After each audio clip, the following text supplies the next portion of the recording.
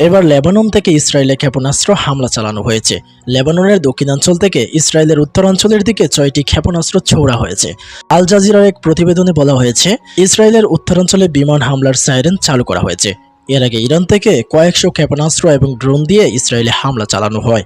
ইরানের ছোড়া ড্রোন ক্ষেপণাস্ত্রের 99%ই ভূপাতিত করার দাবি করেছে ইসরায়েল।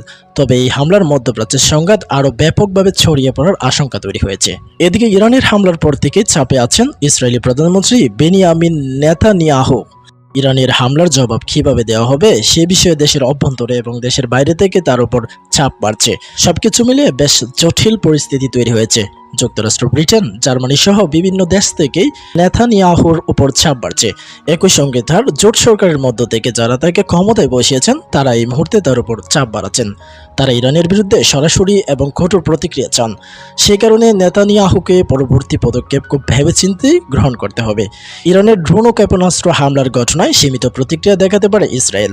সেক্ষেত্রে ইরানের বাইরে ইরান সমর্থিত শক্তিগুলোর উপর হামলা চালাতে পারে ইসরায়েলি বাহিনী। সূত্র আল জাজিরা।